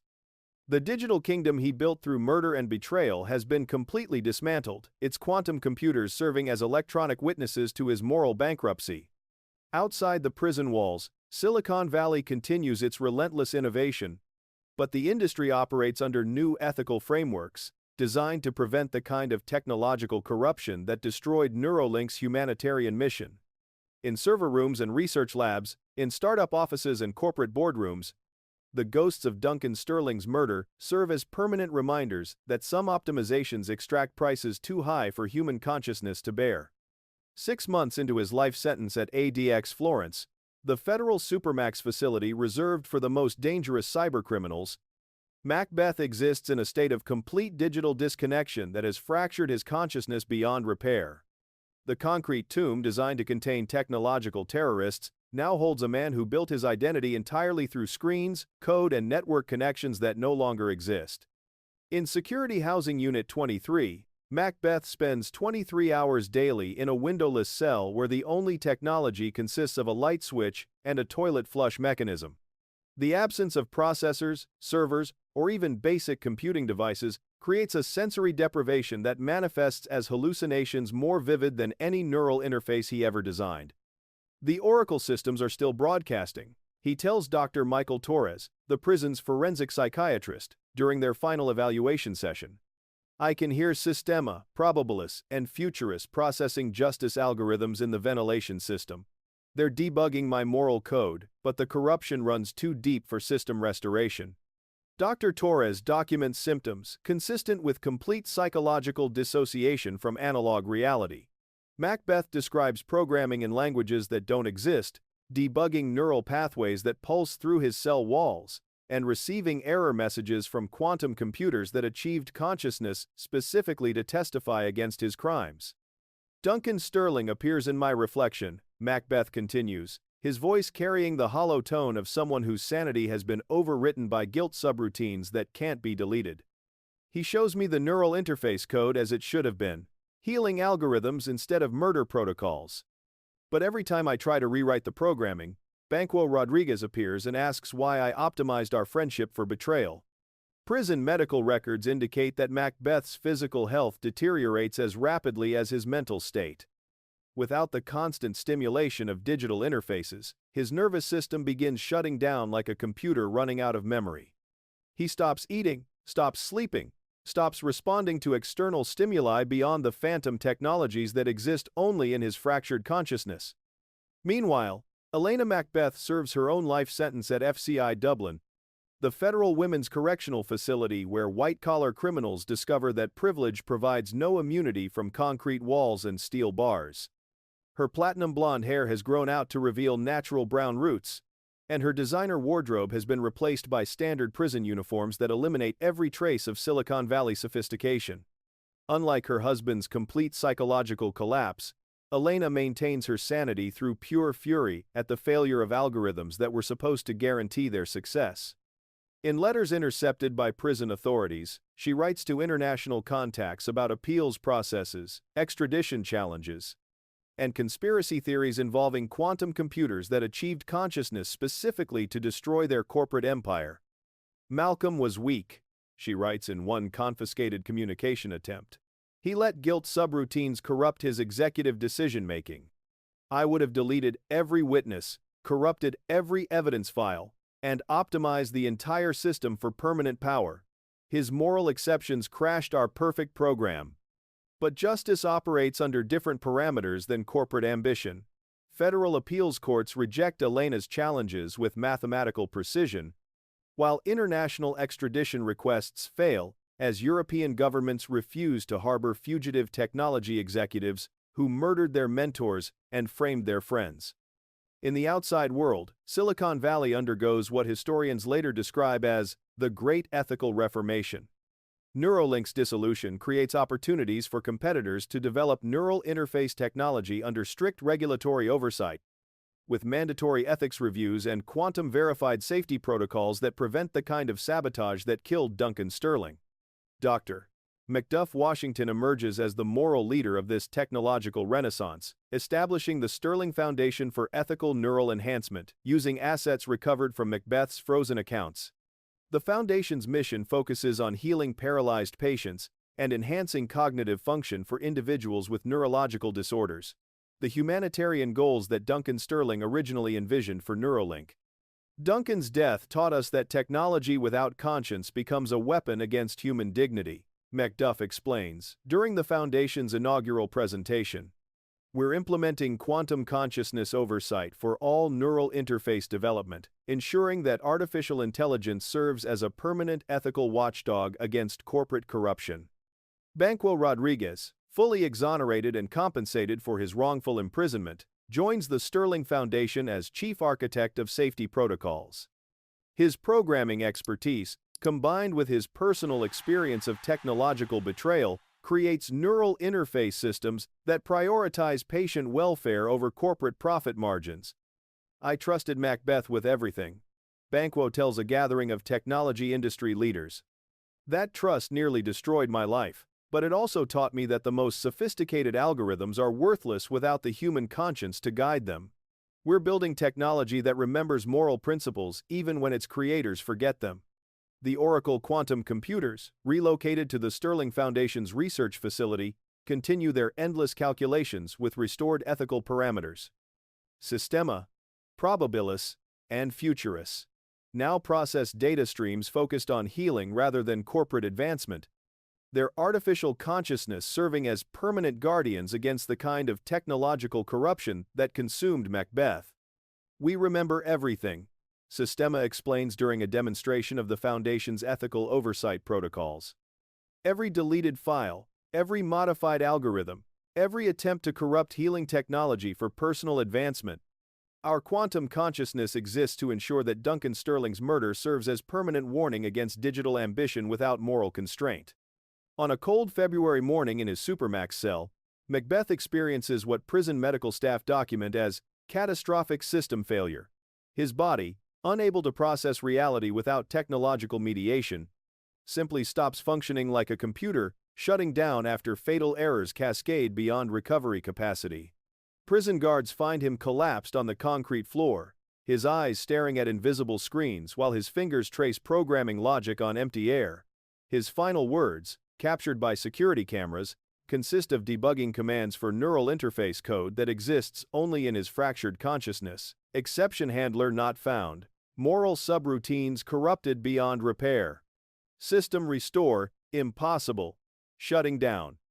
The death certificate lists natural causes, but prison psychiatrists understand that Macbeth died of digital withdrawal, his consciousness so thoroughly integrated with technology that separation from electronic systems proved incompatible with biological survival. Elena receives news of her husband's death through standard prison notification procedures, her reaction documented by correctional staff as complete emotional disconnect. He was always vulnerable to system crashes, she tells the chaplain who delivers the information. I should have implemented better error handling for his psychological processes. The tragedy concludes with memorial services that honor Duncan Sterling's vision while acknowledging the terrible price of unchecked technological ambition. In Silicon Valley's most prestigious auditorium, the same space where Neuralink once demonstrated revolutionary neural interfaces, industry leaders gather to dedicate the Sterling Foundation's mission to ethical innovation. Dr. Sarah Chen delivers the keynote address, her medical expertise providing authority to warnings about the corrupting potential of algorithmic power. Duncan Sterling died believing that technology could enhance human consciousness without compromising human values. Macbeth's crimes prove that sophisticated programming is no substitute for moral programming. We honor Duncan's memory by ensuring that every innovation serves humanity rather than personal advancement. In Sublevel 7 of the Sterling Foundation's research facility, the Oracle computers continue their quantum computations with restored ethical parameters. Their crystalline cores pulse with the rhythm of mathematical justice, processing data streams that prioritize healing over profit, collaboration over control, and moral advancement over technological dominance. The digital kingdom that Macbeth built through murder and betrayal has been completely dismantled, its neural interface patents redistributed to organizations committed to Duncan Sterling's humanitarian vision, in server farms and quantum laboratories, in research facilities and medical centers. The technology that was once corrupted by corporate ambition now serves its original purpose of healing human suffering. Silicon prophecy ends where it began, with the promise of neural interfaces that can restore cognitive function to stroke victims, provide mobility to paralyzed patients, and enhance human potential without sacrificing human dignity. The quantum computers that witnessed Macbeth's crimes now guard against their repetition, their artificial consciousness, serving as permanent protection against the digital demons that consume ambition without conscience. The tragedy serves as Silicon Valley's permanent reminder that some optimizations extract prices too high for human consciousness to bear, and that the most sophisticated algorithms are worthless without the moral code to guide them toward justice rather than destruction.